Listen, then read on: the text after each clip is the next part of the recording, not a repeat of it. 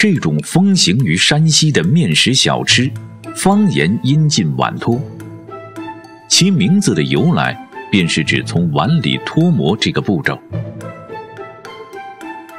比较常见，多为冷食，只有在平遥地区才能见到这种热炒的吃法。出锅前的一把麻花格外惹眼。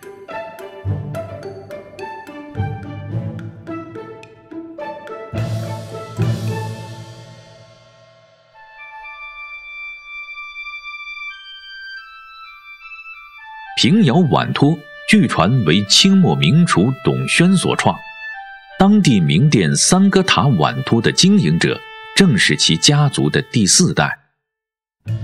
董家碗托有个公开的秘籍，是往里面加了葱末，晒足4、5天的大葱，葱香得以彻底浓缩。下油锅慢慢炒，炒到葱末发黑，香味激出来了，盛出留用。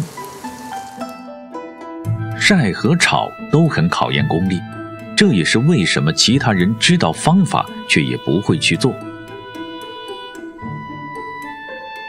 山西碗托分白面、荞麦面2种，荞麦面做的糯，白面做的筋道。平遥碗托讲究韧劲儿，是白面一派。2斤白面配上5斤多一点的凉水，上下翻打，直到没有面疙瘩了，手上包裹一层面膜，提拉还有面糊垂落，面才算和好。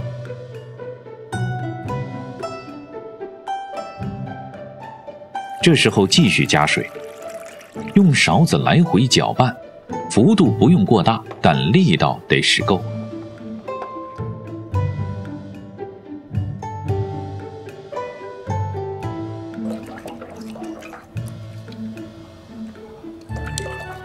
面糊顺滑上筋了，加盐、葱末调味，盐下手要重，空口尝觉得稍稍咸了，蒸出来的碗托味道才会刚刚好。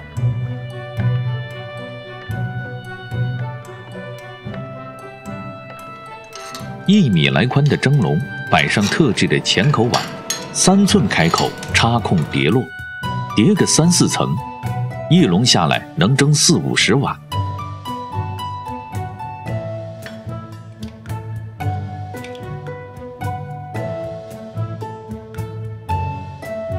现在用蒸汽炉，火力足，上气后蒸个10来分钟就好。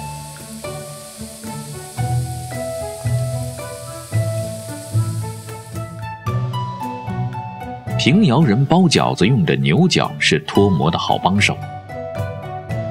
放凉的碗托轻轻一抠，倒扣入盆，贴边旋转码好。放满一盆需要大约300片。董师傅和姐姐共同经营的小店，一天能卖上3大盆。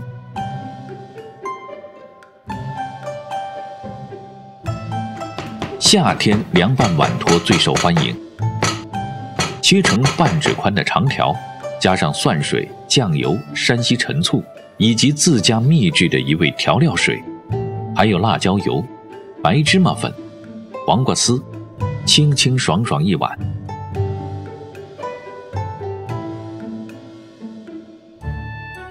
也有颇为贪心的吃法，碗托不切条，卷成桶状，加一碟蘸料，吃着敦实，能嚼上好一会儿。比起凉拌，碗托热炒的吃法口感上偏软乎，加的配料也无拘泥，荤素皆可。大豆油热锅，爆香葱花和辣椒粉。常见的搭配有豆芽、肥肠、火腿肠和碗托调味料一起快炒2下。麻花掰小段下去，忽热了就立即出锅，不仅口感上多了个层次，还能管饱。董师傅的店9点开门，一天能忙活上12个小时。而平遥人的日常3餐里，或正餐或配菜，总能见到碗托的身影。它也是很多热爱面食的山西人味蕾上的记忆。